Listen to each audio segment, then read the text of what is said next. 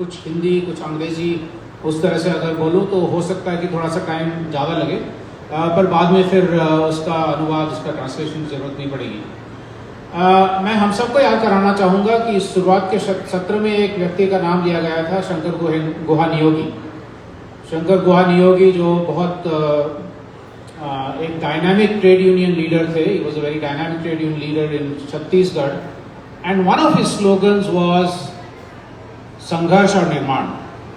We resist but we also create, we also construct. इसी slogan को लेते हुए NAPM ने पिछले 30 साल से अपना काम किया है कि एक तरफ तो संघर्ष की बहुत ज़रूरत है, जैसे कि लद्दाख के संघर्ष के बारे में हमने सुना, नागालैंड में संघर्ष के बारे में सुना, और के बारे में सुनेंगे। आप सब लोग कार्यरत हैं संघर्षों में। आज की जो परिस्थिति है जिसमें कि पूरी दुनिया एक विनाश के कगार पे है, चाहे हम पर्यावरण और जलवायु परिवर्तन की बात करें, चाहे असमानता और युद्ध की बात करें, चाहे जो हिंसा अलग अलग प्रकार के हमारे व्यक्तिगत जिंदगी से लेके पूरे विश्व में जो हिंसा हो रही है, पूरे पृथ्वी पे हिंसा हो रही है, बाकी जीव जंतुओं पे जो हिंसा हो रही है, इन सबको अगर हम लेते हैं, इस परिप्रेक्ष्य को लेते हैं, तो संघर्ष तो ना केवल जरूरी है लेकिन एक तरह से एक प्राकृतिक हम लोगों का एक रिस्पॉन्स है। It is our daily response to resist to the kind of crises that we are in, whether it is the ecological crisis, the climate crisis, the crisis of inequality, the crisis of war, whether it's in Palestine or Ukraine or anywhere else, the crisis of violence in our daily lives, personally but also globally. It is our responsibility to actually be in daily resistance. तो संघर्ष तो एक तरह से जारी है, जारी रहना बहुत जरूरी है, लेकिन इसके साथ में इसका जो दूसरा इसी पूरे परिप्रेक्ष्य की जो दूसरी कहानी है वो है निर्माण, कंस्ट्रक्टिव ऑल्टरनेटिव्स। इस तरफ बढ़ने की जो लोगों की मानसिकता है, लोगों की तरफ से जो कार्य हो रहा है, उस पर भी बहुत ज़्यादा ध्यान देना जरूरी है। अब भाई यहाँ पे जो 300, 400, 500 लोग जुड़े हैं, उनमें से कई ऐसे होंगे जो दोनों संघर्ष और निर्माण में लगे हुए। हमारे साथ यहाँ पे लक्ष्मम्मा और नरसम्मा हैं, डेक्कन डेवलपमेंट सोसाइटी की दलित महिलाएं हैं।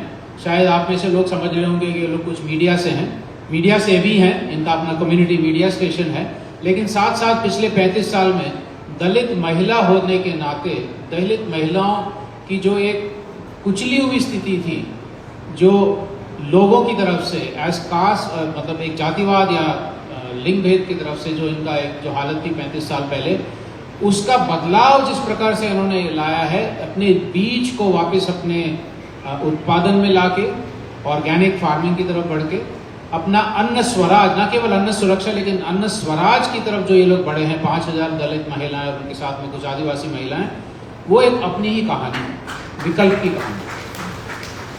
सो you see Narasimha and Lakshmama here who are handling the cameras, and you might think they're from the media. They're actually from, of course they're from a community media. India's first community radio station was started by them, I think 25 साल हो गए शायद, 25 years back, before it was even legal to have a community radio station. But they have also revolutionized agriculture, moving away from green revolution, going back to their own traditional seeds, their own knowledge systems, and moving towards food sovereignty, not just food security, food sovereignty.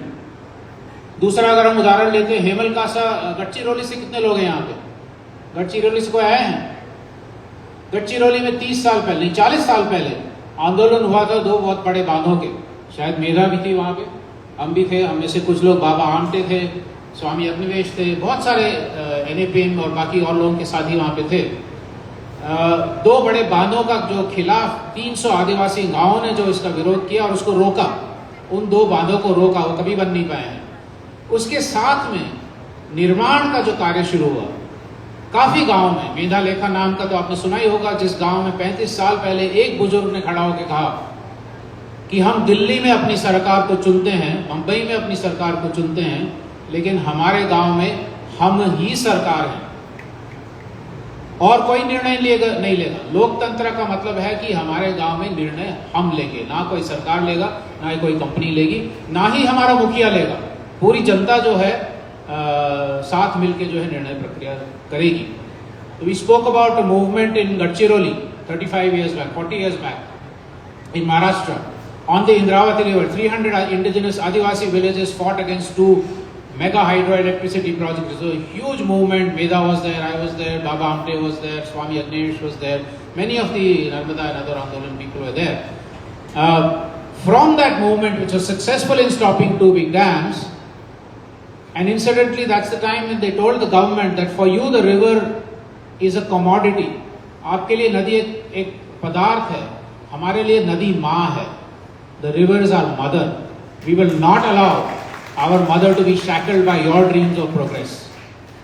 From that movement also arose construction, where a village called Mendhalekha said that from now on, we elect the government in Mumbai and Delhi, but in our village we are the government. Nobody will take decisions except us, with our own consensus, with the entire village taking part, men, women and children.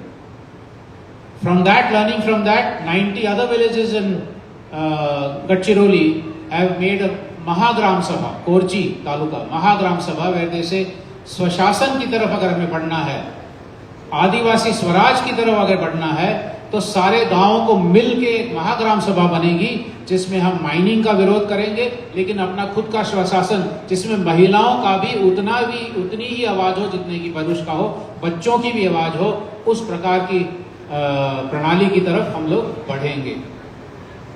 वहाँ के हमारे एक साथी महेश राउत, जिन्होंने उस आंदोलन में मदद की, पिछले 6-7 साल से जेल में हैं.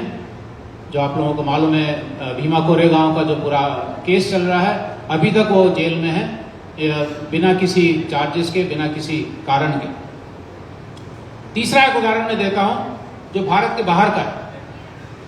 कर्डिश आंदोलन के बारे में आप में से कुछ लोगों ने सुना होगा, जो ईरान, इराक, सीरिया, टर्की के बीच में लगभग 4 करोड़ कर्ड नाम के जो एक समुदाय है, कर्डिश जिसे बोलते हैं, उन्होंने पिछले 30-40 साल में आंदोलन छेड़ा है कि हम अपना देश नहीं चाहते हैं, हम अपना स्वतंत्र क्षेत्र चाहते हैं जिसमें कोई सरकार नहीं होगी. क्योंकि हमें मालूम है कि अपना देश बना लिया हमने, जैसे कि बहुत सारे देश बने हैं, या भारत में बहुत सारे राज्य भी बने हैं, वहां पे फिर एक केंद्र सरकार आ जाती है और वो अपनी मनमानी करती है. तो हम नहीं चाहते हैं. हम चाहते हैं कि हर एक गांव, हर एक कस्बा कर्डिश, और उसके साथ में जो अरब लोग हैं, उसके साथ में जो क्रिश्चियन लोग हैं, उसमें जो साथ में जो अलग अलग प्रकार के लोग हैं, सभी मिलके हर गांव, हर कस्बे को अपना स्वशासन करें, और फिर पूरे इलाके में एक साथ मिलके जो है इस पूरे इलाका का हम लोग स्वशासन करें बिना किसी सरकार के. The Kurdish movement has fought against the imposition from 4 nation states, Iran, Iraq, Syria and Turkey, including violent imposition. And when it fought for freedom, it said we don't want a separate nation or a separate country. We want a free region in which every community is able to rule itself, not just the Kurds, but also the Arabs and the Christians and all the other communities. Together we will we will be democratically ruled in every locality, every municipality, every village, and then we will federate over a larger landscape to govern a very large landscape, 40 million people, without a central government. अब ये सब आप अगर हम उदाहरण लेते हैं जिसमें संघर्ष भी है और निर्माण भी है, इसमें हमारे काफी बड़े रोचक, बहुत ही रोचक कुछ सिद्धांत निकल के आते हैं. इन सिद्धांतों के 5 आयाम में जल्दी से बोल दूं, और इन 5 आयामों को अगर हम पंखुड़ी की तरह, एक फूल की पंखुड़ी की तरह देखें, तो ये एक फूल बनता है जिसमें आयाम जो है, पंखुड़ी जो है, एक दूसरे के साथ जुड़ी हुई है, अलग नहीं है. A flower of transformation with 5 principles of resistance, or 5 areas of spheres of resistance and construction from these examples. The first is लोकतंत्र, the first is democracy. लोकतंत्र का मतलब ये नहीं कि 5 साल में एक बार हमने वोट कर दिया और अगर पार्टी ने ठीक काम नहीं किया तो 5 साल इंतजार किया और फिर 5 साल के बाद दूसरी पार्टी को हमने वोट किया. ये लोकतंत्र नहीं है. हाँ, हमारे पास ये सरकार है तो उसको हम बाध्य बनाएं, उसको हम पारदर्शी बनाएं, उसको हम जवाबदेही बनाएं, जो सब काम हम लोग कर रहे हैं वो सही है. लेकिन अल्टीमेट क्या होना चाहिए, जो मेंधालेखा और गढ़चिरौली की महाग्राम सभा ने कहा, या जो कर्डिश आंदोलन ने कहा कि अपने गांव में, अपने शहर के कस्बे में हम ही सरकार. क्यों हम पार्टियों पे निर्भर हैं? वो पार्टियां तो अल्टीमेटली वही करती है जो उनकी मनमानी रहती है, और पावर में रहने के लिए सब कुछ वो खो देती है। प्रॉमिसेस तो कभी होती नहीं है। वांगचुक ले और लद्दाख का जो आंदोलन चल रहा है, मेरी तो आशा नहीं है कि ये सरकार कभी भी मानेगी। वो आंदोलन तभी सफल रहेगा जब लोग कहेंगे कि अब से हम लद्दाख को स्वशासित करेंगे। And I think, I am sure you have that in your mind also. So first principle of संघर्ष एंड निर्माण, construction and resistance, is radical direct democracy. Democracy मतलब रूल ऑफ द पीपल, वो तो हम भूल चुके हैं। दूसरा है अर्थनीति पे हम लोगों का कब्जा, ना पूंजीवादियों का ना ही सरकार का। अगर नरसम्मा और लक्ष्मम्मा कह रहे हैं कि बीज जो है वो उनके हाथ में रहना चाहिए, उनके समुदाय के हाथ में रहना चाहिए, ना मॉन्सेंटो के पास। अगर लोग जमीन की लड़ाई लड़ रहे हैं लद्दाख में या नागालैंड में दूसरी जगह पे कि जमीन हमारे और हमारे समुदायों के हाथ में रहना चाहिए, अगर फैक्ट्रियों में कारीगर लड़ रहे हैं कि फैक्ट्री की मशीनरी जो है वो हमारे हाथ में होनी चाहिए और उसका जो फायदा मिल रहा है वो हमें मिलना चाहिए, पूंजीवादी को नहीं। अगर महिलाएं कह रही कि हम जो काम कर रहे हैं वो कभी भी देश के जीडीपी अर्थनीति में तो आता ही नहीं है, कभी दिखता ही नहीं है घर पे जो हम काम कर रहे हैं, तो इसका मतलब है कि अर्थनीति, हमारी अर्थव्यवस्था जो है वो बिल्कुल उल्टी है और उसमें प्रकृति का कहीं जिक्र ही नहीं है। तो नया जो एक अर्थनीति या आर्थिक जो व्यवस्था होनी चाहिए, वो जो आंदोलन लड़ाई कर रहे हैं कि हमारे हाथ में, सामुदायिक हाथों में हमारे प्रकृति हमारे हाथ में, और प्रकृति के साथ एक हम रिश्ता रखें, और जो भी हमारे प्रोडक्शन के उत्पादन के जो भी संसाधन है वो हमारे हाथ में हो, और सामुदायिकता की तरफ बढ़े। जमीन में प्राइवेट, बल्कि मेधालेखा में तो किया कि कोई भी प्राइवेट लैंड नहीं है वहां पे। सोच लीजिए, यहाँ पे किसान काफी लोग हैं, क्या हम उस तरफ बढ़ सकते हैं? हम सरकार के साथ तो आंदोलन कर ही रहे हैं कि हमारा हाथ उसमें जब आवाज होनी चाहिए कृषि नीति में, बिल्कुल सही है। लेकिन क्या अपने गांव में हम ये भी सोच रहे हैं कि पूरी की पूरी जमीन सामुदायिक बन जाए? ये मेधालेखा ने किया एक छोटे से आदिवासी गांव में, क्योंकि उनका कहना है कि निजीकरण, प्राइवेटाइजेशन भी एक बहुत बड़ा स्रोत है असमानता का और पर्यावरण के विनाश का। So the second main thing is economic democracy, where the means of production are in the hands of producers, workers, whether it's land for farmers, it's machinery for workers, it is pottery equipment for a potter, it is whatever the means of production are in the hands of producers. And instead of privatization, we move towards the commons, where all of nature, all of natural resources, land, etc. are in the commons.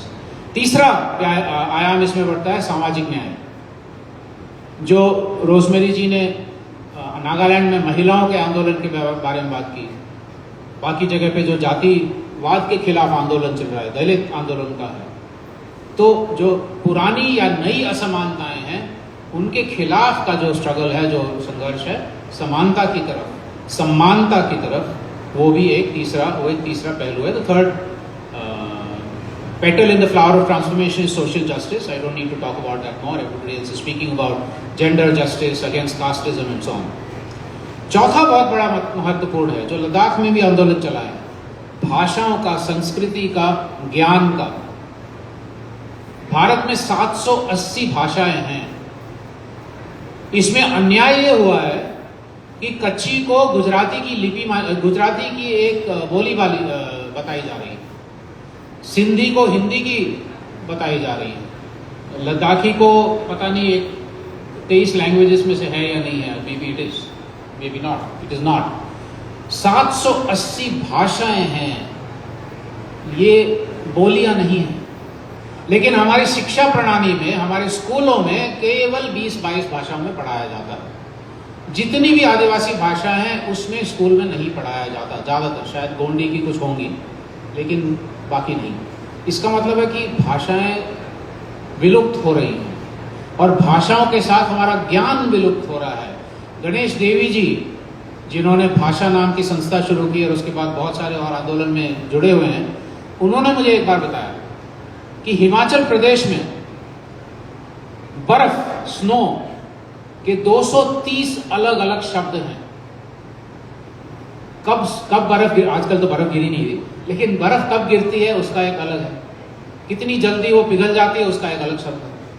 उनका कहना है कि उन भाषाओं में अगर हम पढ़ाई नहीं करेंगे बच्चों की, तो वो ज्ञान बच्चों में नहीं रहेगा, अगली पीढ़ी में वो ज्ञान खत्म हो जाएगा, और जलवायु परिवर्तन के खिलाफ हमें जो लड़ना है, जंग छेड़ना है, उसके लिए वो ज्ञान जो इम्पोर्टेंट महत्वपूर्ण है वो रहेगा। So the fourth crucial element here is knowledge diversity and language diversity. We have 780 living languages in India, not just dialects, all full languages, and each of these languages holds knowledge.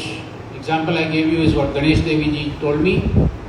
In Himachal Pradesh there are 230 words for snow, and every word is very important if you want to deal with climate crisis that is encompassing all of the Himalaya and all of India and all of South Asia.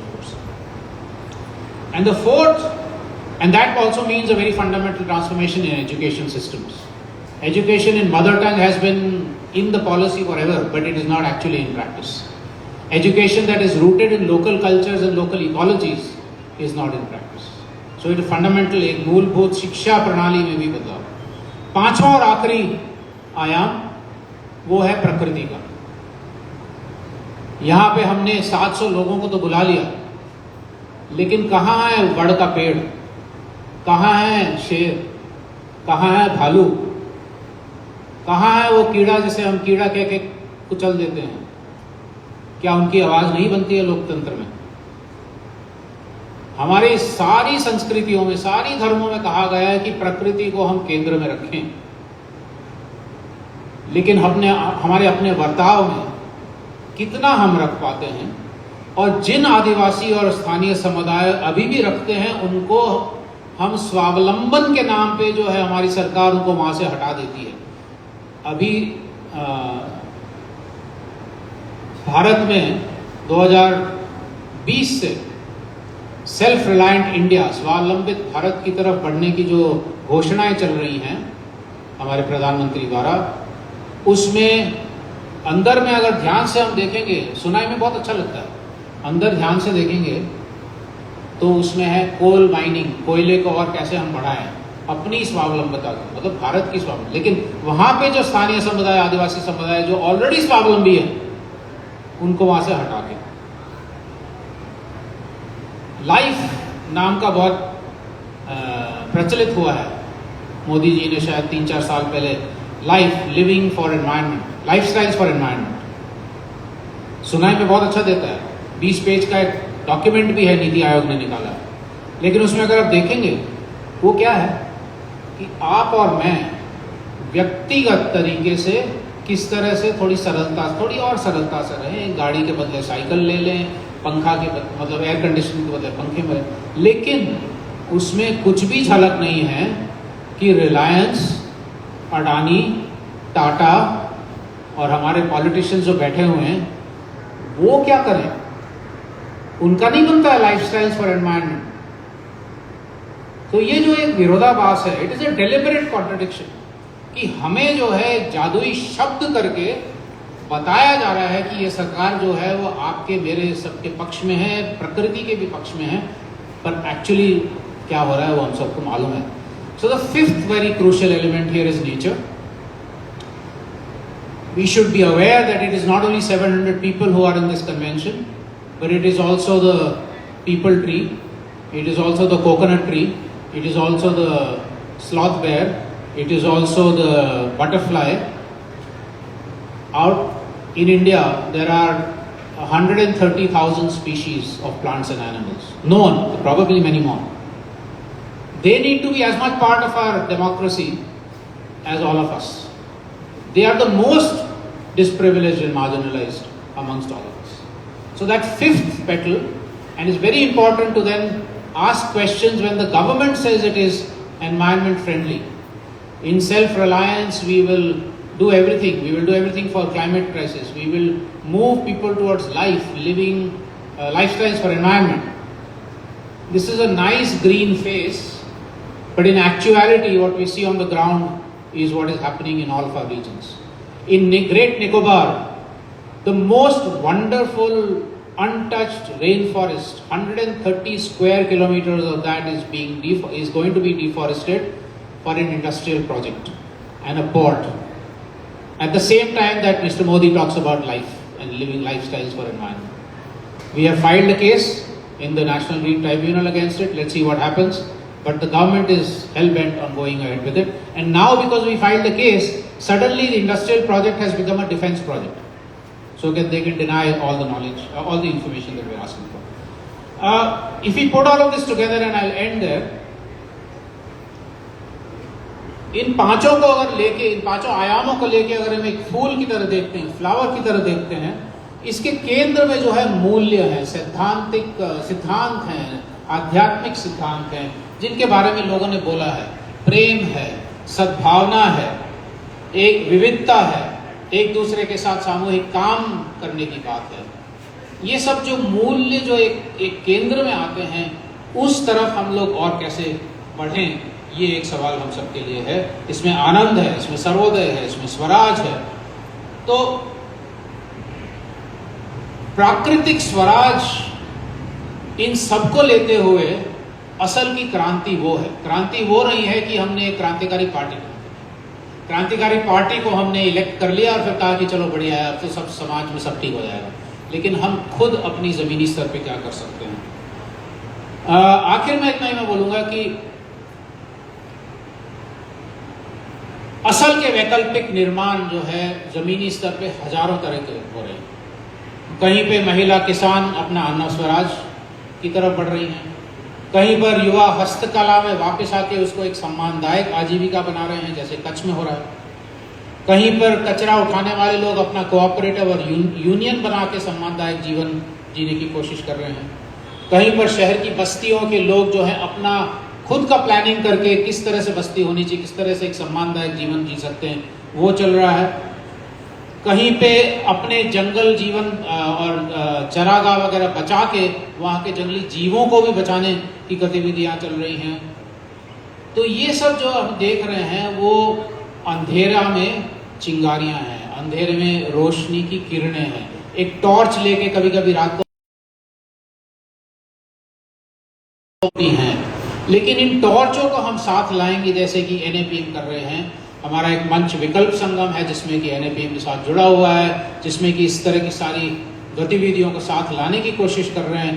तो इन रोशनियों को जब साथ लाएंगे, वो रोशनी बढ़ती जाएगी, तो मेरे ख्याल से वो जो अंधेरा जिसमें अभी हम लगे हुए, अभी हम जिससे हम जूझ रहे हैं, उस अंधेरे को हम मिटा सकते हैं। बहुत बहुत धन्यवाद।